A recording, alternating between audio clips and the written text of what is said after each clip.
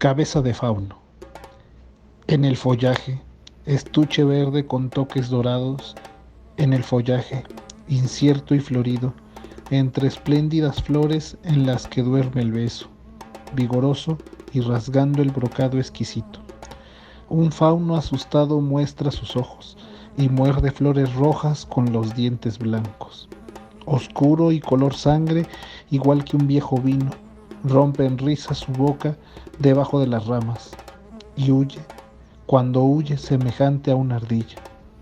Aún tiembla su risa en cada hoja y vemos asustado por un pinzón pequeño al beso del bosque, oro que ya se calma. Arthur Rimbaud.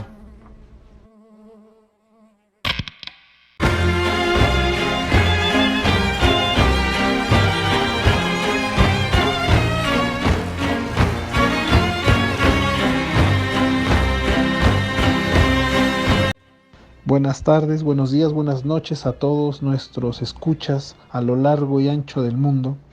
Empezamos un nuevo episodio de Crisol Literario. El que les habla, Jorge Palafox, les entrega un buen saludo y paso a saludar a nuestro querido amigo Moro. Moro, ¿cómo te encuentras el día de hoy? Tanto tiempo.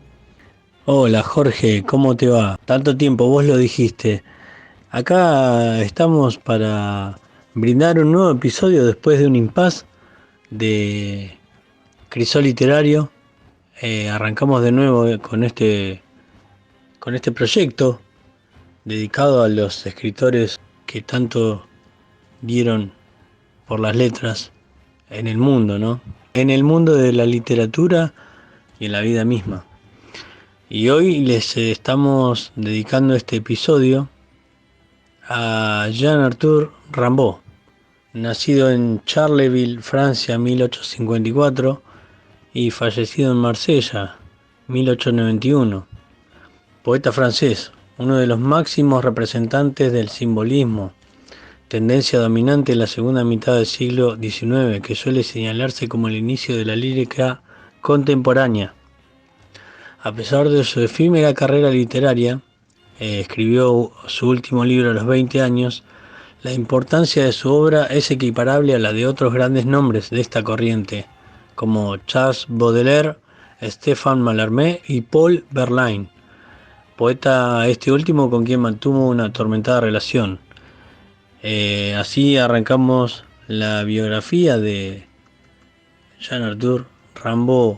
Jorge querido. Hola, Moro querido, muchas gracias por esta introducción tan breve pero sustanciosa. Y sí, regresamos con un episodio nuevo de Crisol Literario.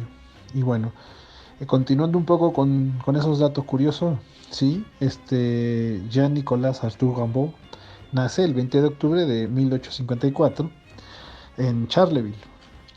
Aunque vamos a decir que pronto, ya cuando empieza a ser poeta, de hecho tomen en cuenta que es un poeta joven, quiso escapar de la severidad de su madre y busca huir. Así que en 1870 va hacia la Comuna de París, pero como era un menor de edad lo devolvieron a su hogar. Un año después conoce a Paul Verlaine, a quien ya le había escrito previamente una carta muy elogiosa y entabló una relación con él de amor y amistad. Tomen en cuenta que Verlaine formalmente no era homosexual, digamos sería una especie de bisexual para la época, bastante moderno, tomando en cuenta ciertos prejuicios de la época, ¿no? Entonces, obviamente esa relación de amor y amistad tuvo mucho de conflicto, ¿no? Obviamente um, lo llevó obviamente a una desaforada vida bohemia en el París y después en el París decimonónico y después en Londres y Bélgica. Esa turbulenta historia de amor va a acabar cuando en Bruselas, en 1873, Verlaine le pega un tiro a Rimbaud en un brazo. Pero bueno, vamos a ahondar un poquito más en esa anécdota, Moro. No sé si tengas algo que referirnos de esa relación tormentosa, tortuosa con Paul Verlaine. Si quieres contarnos algo más. Lo que sí puedo decirles, al menos yo, es que le costó 2 años de cárcel a Verlaine, ese tiro, esa herida de arma de fuego. Pero bueno, digo, también nos damos cuenta de que la vida de estos poetas, como de los otros que hemos hablado a lo largo de estos episodios, han sido vidas tormentosas, complicadas, pero no por eso dejan de ser personas o personalidades geniales. Exacto, amigo, como bien lo dijiste, son personalidades muy fuertes, de carácter muy fuerte ambos, tanto Paul Verlaine como Jean-Arthur Rimbaud. Sí, hay varias anécdotas sobre ese disparo. También hay otra situación, que Arthur Rimbaud lo invita a Paul Verlaine a un bar, mm, y estando sentados ambos a la mesa, este, Arthur Rimbaud le pide a Verlaine que apoye la palma de la mano sobre la mesa, a lo que Verlaine le obedece, y cuando ni bien apoya la mano sobre la mesa, Arthur Rimbaud saca una navaja y se la clava en la mano. Esa es otra de las anécdotas que dibujan un poco lo que era la relación, una relación bastante, lo que se diría ahora, tóxica, una relación tormentosa, que los llevó a los dos a vivir un caos aventurero, que era parte de la vida de ambos, ¿no? Como pareja y como artistas, escritores. Em, ¿Qué tenés para contarme, aparte de lo que sucedió en esta parte de la vida de ambos? ¿Cómo fue que Arthur Rimbaud escribió sus primeros libros? O sea, el primer libro que editó él mismo, Una temporada en el infierno, y cómo llegó a sus otras obras. Y si podés hacerme un resumen de su corta pero muy jugosa bibliografía, amigo. Muy bien, Moro querido, muchas gracias por la respuesta. Sí, desgraciadamente la relación entre ambos poetas era bastante tormentosa, tóxica, lo acabas de decir de una manera muy precisa.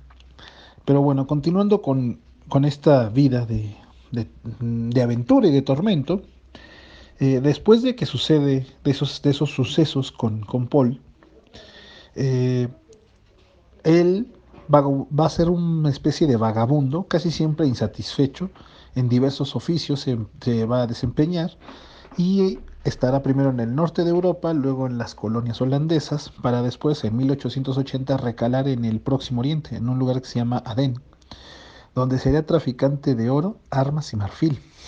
Qué extraño, ¿no? Pero definitivamente es una vida de mucha aventura. En marzo de 1891 decide abandonar a Rar por los terribles dolores que tiene en su rodilla. Cuando llega a Marsella le diagnostican un tumor cancerígeno, le amputan una pierna y aunque Artú piensa volver a Oriente, fallece en el Hospital de la Concepción de Marsella en noviembre de 1891, es decir, el 10 de noviembre. Pero bueno, no es lo único que sucede. Eso sería como a grandes rasgos parte de su vida tormentosa que tuvo.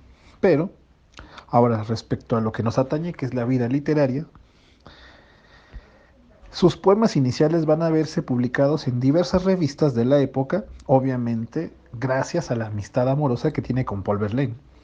En 1873 va a editar por su cuenta One Saison en Fer, una temporada en el infierno, que será un libro autogestionado y que por lo mismo tendrá una difusión un tanto pobre, por no decir que nada más fue repartida entre sus amigos y ya, aunque después tendría más éxito posteriormente con obras reunidas y con otros textos o reediciones después, sobre todo después de que falleció. Ahora, en 1886 sale una breve edición de las Iluminaciones o L'Illumination. Obviamente Rambo era una persona muy desconocida en su tiempo, circulaba más bien en grupos pequeños de estos escritores que eran simbolistas, algunos parnasianistas, algunos ecos de los poetas malditos que venían de unos años o décadas atrás. Y obviamente entre las juventudes francesas y de Bélgica, estamos hablando de el último tercio del siglo XIX. Ahora, dicen que a Rimbaud en vida se le conoció más por ser el amante de Verlaine que por ser poeta. Obviamente, quienes estuvieron más cerca de él, quienes escucharon, quienes leyeron su poesía desde un principio sabían que era un prodigio que necesitaba pulirse más. Pero bueno, obviamente esta este baluarte poético del siglo XIX no tuvo el eco debido precisamente por estar a la sombra de Verlaine y de otros poetas como Mallarmé, por ejemplo, que también son muy importantes para el siglo XIX francés y europeo y en general, ¿no? Porque influirían en muchos poetas latinoamericanos de la época, incluso algunos posteriores. Pero bueno, por lo tanto, a partir de su fallecimiento y concretamente de la edición de Poesías Completas de 1895, con prólogo de su amigo y amante Paul Verlaine, es que se empieza a cobrar otro ritmo y otra fama del poeta recién fallecido. Bueno, recién, por decir algo. Después, hasta 1931 y 1946 se publicarán las cartas completas en las que Rimbaud comunicará sus intenciones poéticas y sociales, emocionales, no solamente con Verlaine, con quien tiene esa relación de amor-odio muy cercana, sino con otros poetas e incluso con otras personas que se lo acompañarán a lo largo de su existencia. Ahora, su prosa, que más bien es poesía, y aunque también dicen que cultivó algo de prosa poética, su poesía siempre va a estar encaminada a las referencias de la bohemia, ¿sí? Al consumo de sustancias como el opio, el ajenjo, eh, obviamente montones de alcohol, una bohemia bastante bucólica y decadente. Si recuerdan, en alguno de nuestros episodios previos, por ejemplo, cuando hablábamos de Bukowski, pues nos dimos cuenta que existe una bohemia, claro, en pleno siglo XX, pero una bohemia a la americana, pues la bohemia que conocemos en Estados Unidos con Bukowski o con otros poetas, como incluso el propio Edgar Allan Poe en el siglo XIX, pues tiene su principal influencia en la bohemia francesa de la segunda mitad del siglo XIX y bueno, pues casi toda su poesía va a estar enfocada a destacar esa bohemia o también la famosísima fosforescencia de la podredumbre, una, una forma de ver de que todo lo bello se puede encontrar en donde sea, tanto en lo más sublime y hermoso como en lo grotesco o en lo que pareciera ser menos eh, hermoso por bello, sino por lo impactante que puede resultar.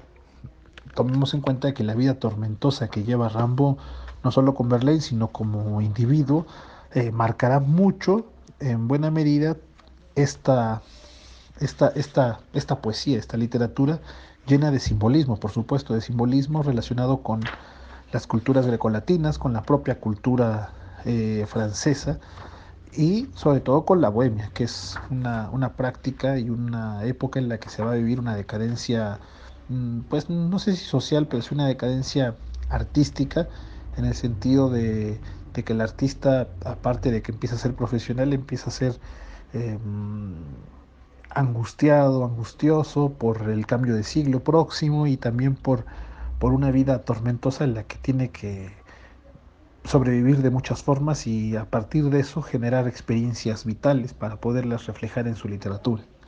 Eso es básicamente en concreto lo que nos entrega Rimbaud, no solamente en su vida, sino en su obra. Bien, Jorge querido, bien, excelente. ¿Y qué es lo que encontrás vos como profesor de literatura ahí en México? ¿Qué es lo que le llega a ese profesor de literatura de Jean Arthur Rimbaud? ¿Qué es lo que te llama la atención de este escritor que trascendió su época, ¿no? Evidentemente, hasta hoy se siguen reeditando sus libros y cómo es que este joven escritor que también desertó de la escritura a tan temprana edad, ¿no? Haya dejado marcado a fuego un legado que después tomaron la posta los escritores o los poetas malditos de todo el mundo, ¿no?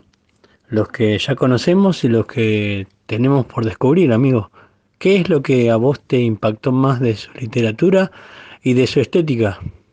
Muy bien, amigo, gracias por la precisión, por la respuesta tan atinada. Y bueno, mira, La verdad que a Rambo, como muchos textos que hemos visto y que he leído, la verdad lo descubrí en la licenciatura, estando en la facultad. Y en primer lugar, primero por una antología de poesía simbolista francesa que me da un panorama bastante amplio de quién es, quién fue Rambo. Ahora, la dimensión total, pues con una temporada en el infierno y Iluminación en sus dos obras, donde encuentra sintetizada no solamente esa parte de rebeldía, que de hecho para mí es algo que me llamó mucho la atención, esa parte de rebeldía, el hecho de que haya sido tan joven y que haya tenido el genio para escribir eso, la verdad me parece una maravilla, es un lujo, la verdad. Cuando los lees a Rimbaud y a todos sus contemporáneos, te dan ganas de, literal, de tomar esa vida bohemia y de tratar de emularla. Obviamente, eso no puede ser igual, fue un momento de la historia muy particular y cualquier cosa similar que se imite, por muy fiel que trate de ser, pues no es más que eso, una imitación. Entonces, considero que la llegada a Rambo en mi vida tiene que ver más con eso, con una especie de búsqueda interior en la que uno estaba buscando ser su esencia, al menos poéticamente hablando, ¿no? Yo me imaginaba una vida bucólica, una vida pastoril, pero cuando leo a Rimbaud y a Verlaine o a Mallarmé, te das cuenta que no, que realmente eso no, que la vida bucólica o pastoril no es tan tuya, pero sí más bohemia, más desenfadada, más preocupada por, no tanto por si comes o por si duermes, sino por encontrarle la belleza a todo lo demás, a todo, incluso a tu propia existencia, sin importar lo bueno o malo que esté ahí.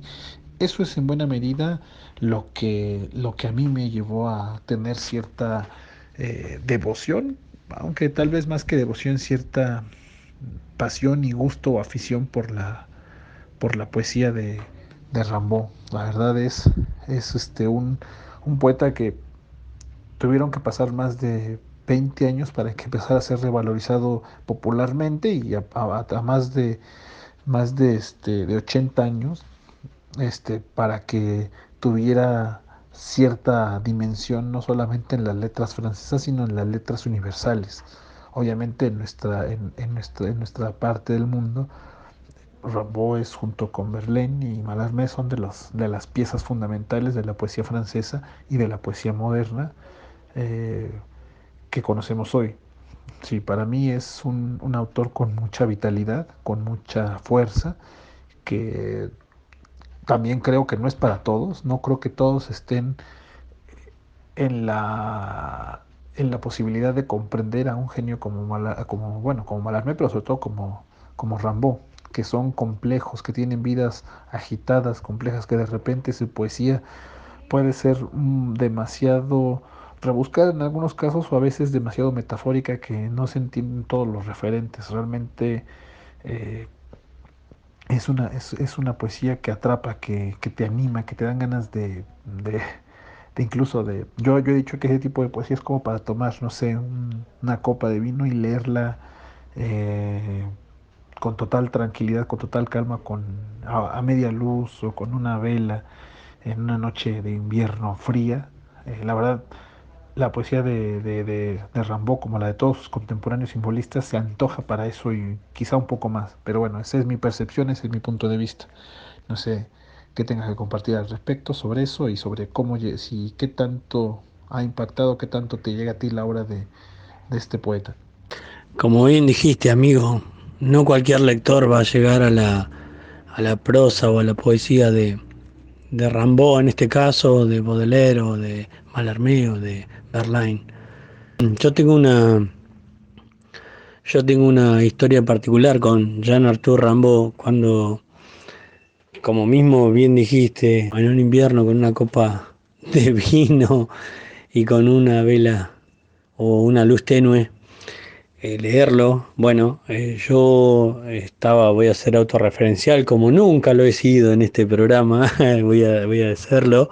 Me llegó Jean Arthur Rimbaud a través de una receta médica que me dio en un recetario mi psicólogo. Él tenía tipo un recetario ahí Además está decir que los psicólogos no recetan medicación en casi ningún caso. Eso es más para los psiquiatras. Pero bueno, mi psicólogo tenía una especie de recetario que le dan ahí los, los círculos de psicología, o andás a ver dónde lo sacó, pero decía recetario.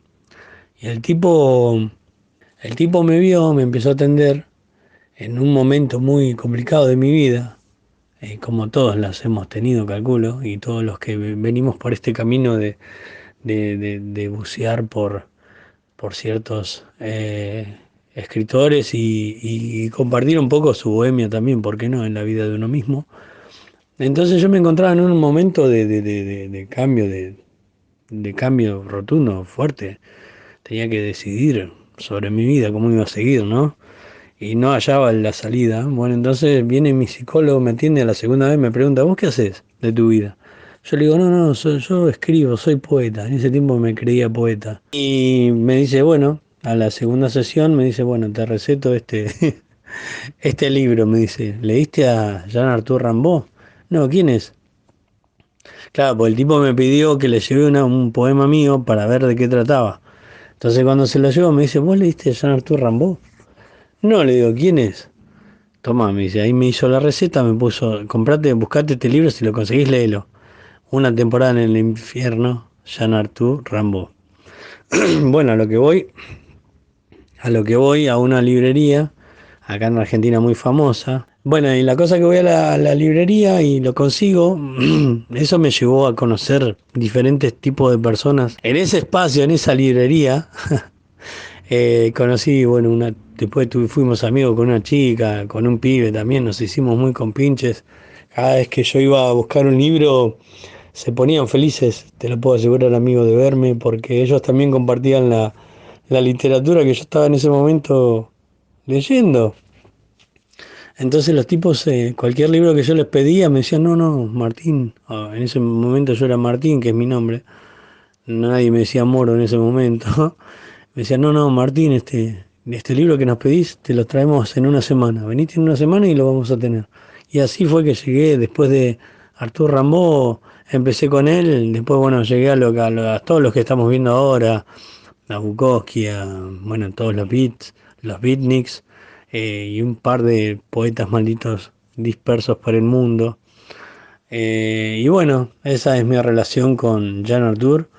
Lo leí y me voló la cabeza literalmente. Dije, wow, yo quiero, como dijiste vos, amigo, yo quiero escribir esto, yo quiero ser Jean Arthur Rimbaud, ¿no?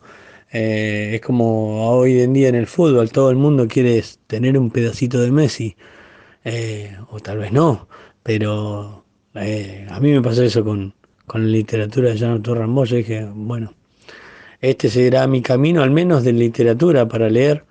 Y bueno, después veré si me sale un poquito parecido a lo que hacen ellos o a lo que hicieron, sin plagiar.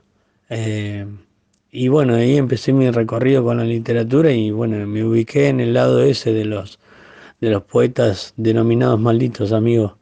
Esa es mi historia con este famosísimo escritor que también es un poco. Ahí está, en una librería, Artur Rambón no lo vas a encontrar en la vidriera, calculo, ¿eh? No va a estar en la vidriera. Tal vez tengas que entrar en la librería, hablar con el vendedor de libros y preguntarle por Jean Arthur Rimbaud. Y ahí capaz que lo encuentres. Y ahí él te va a encontrar a vos también, con su prosa.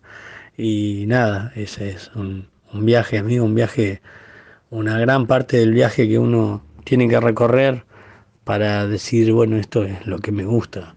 Eh, Hay de todo en el universo literario, pero creo que con estos 6 episodios que llevamos, hemos marcado bien el camino que estamos siguiendo. Y no es precisamente el de los bestsellers, por decir algo, amigo. Así que nada, Jorge, me parece magnífico el material que nos brindaste. Y bueno, si tenés algo más para contarnos de este famosísimo escritor, Jean Arthur Rimbaud, somos todos oídos, amigo. Bueno, Moro querido, genial anécdota para descubrir a un autor que sin duda merece ser más valorado, más descubierto por algunos o redescubierto por los demás. Y bueno, yo estoy de acuerdo contigo también en el que durante estos episodios, si bien hemos tenido casos muy excepcionales como por ejemplo Poe, que quizá de todos sea el más conocido a nivel mundial por dos, tres obras muy emblemáticas, la gran mayoría, incluyendo al propio Poe, son autores que rayan en lo marginal de lo popular o en lo popular de lo marginal.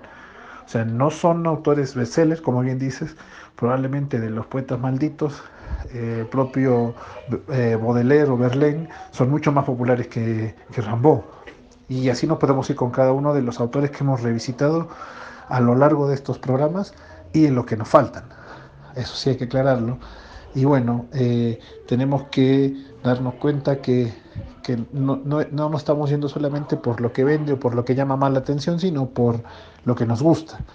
Este criterio hedónico que, si bien puede ser un tanto egoísta, a veces un tanto subjetivo, es algo que nos gusta compartir, de lo cual nos embeleza, nos embellece y nos embriaga de conocimiento todos los días. Entonces, definitivamente este y los demás programas son una entrega de nosotros mismos hacia todos ustedes que son nuestro amable público.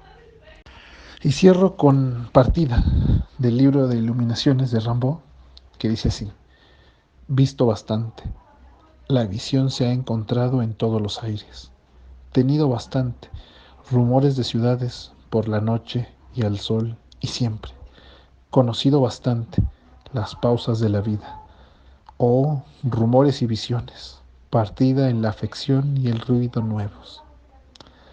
Bueno amigos, con esto damos parte a una despedida más de este episodio.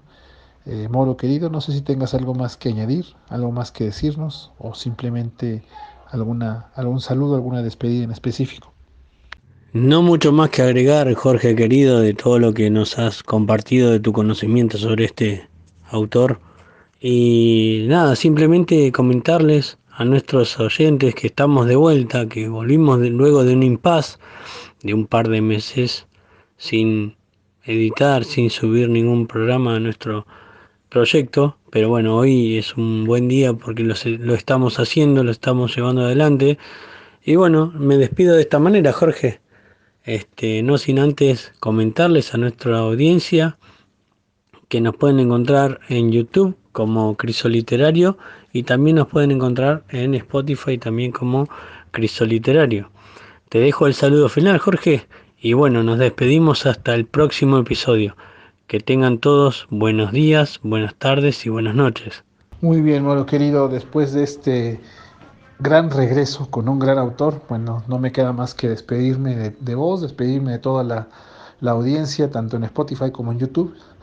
Y no se olviden de seguirnos la pista después de un pequeño impasse, seguirnos la pista en el próximo episodio de Crisol Literario, donde les prometemos nuevos autores, nuevas experiencias, nuevas anécdotas y, ¿por qué no?, nuevos descubrimientos. Todo esto a la sazón de la literatura y, ¿qué más?, de la vida misma. Que descansen, que tengan un buen día y nos vemos hasta siempre.